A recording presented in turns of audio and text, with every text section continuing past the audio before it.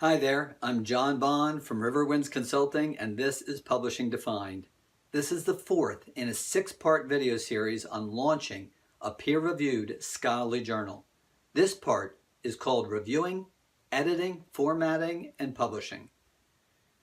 You have manuscripts that leaders in the field want your new journal to consider. What next? Let's dive into the many steps involved in publication. Setting the stage for a professional operation now will pay off in the future. You'll need a system to receive manuscripts, allow for peer review, and monitor the accepted ones through the production process. Some of these systems have many features and are quite robust. Editorial Manager, ScholarOne, Manuscript Manager, and many others offer the options you will need to manage the process.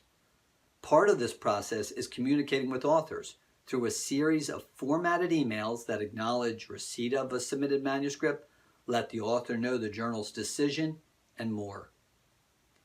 These systems were created to manage the peer review process. Reviewers consider a manuscript and render a verdict of reject, accept, or revise. Along the way, the reviewers may give detailed comments about the work. The process may be blind to the author and reviewer or just to the author. The editor makes the final decision on a manuscript. When a manuscript is accepted in an open access journal, an APC or article processing charge would need to be paid. There are several systems that allow for this to be done seamlessly for a reasonable fee. Many journals will run manuscripts through a program that does a check for plagiarism. One example is Authenticate. This simple step can save many potential headaches down the road. The next step in the process is likely editing. Many organizations turn to outsourcing for this. I do not suggest you ask board members or the like to do this. For one thing, it'll burn them out, and another is that this is not their area of expertise. Be consistent with your editing and know that a portion of your audience will judge the journal on how well it is done. After editing comes file preparation or page makeup or typesetting. This is when the accepted and edited manuscript starts to look like a finished article. Once again, a lot of organizations outsource this work at a low cost and with professional results. Contact me for recommendations on potential vendors with editing or typesetting.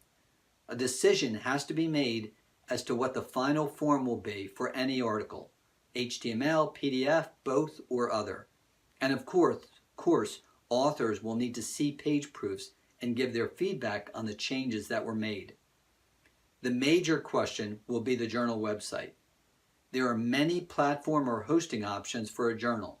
I suggest considering an established system like Bepress, Adapon, Highwire, Project Muse, or others. While a programmer or developer could create a website that delivers articles to your readers, why reinvent the wheel? Savvy readers today expect many specific features. Many of these out-of-the-box systems offer a menu of services you can use. They also help address such key issues as responsive design for mobile users and SEO or search engine optimization. If you take nothing out of my advice here, take this: don't program from scratch your own journal website.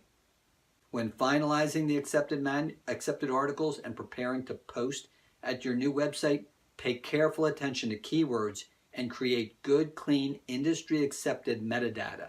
It is the essential tool for discoverability by your readers. Don't cut corners here. Also, consider accessibility of your text and figures for those with visual or learning concerns. This practice increases readership. Contact me about a white paper I wrote on the importance of this topic. When your articles are about to be posted is when you would likely be sending it to the printer if you're creating and mailing a print edition. Contact me for journal-specific printers. You will need to decide if you post each accepted article after it is edited in its proper form, or whether you wait and post them in a batch. Finally, timing. Journals today are judged by potential authors on two metrics: time from submission to acceptance, and then time from acceptance to posting or publication.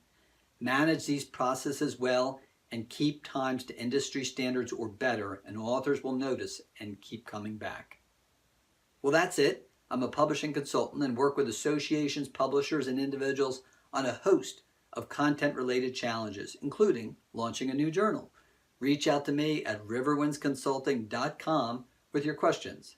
Hit the like button below if you enjoyed this video. Please subscribe to my YouTube channel or click on the link to see the next installment in launching a peer-reviewed journal called Distribution and Promotion. And make comments below or email me with any questions. Thanks so much and take care.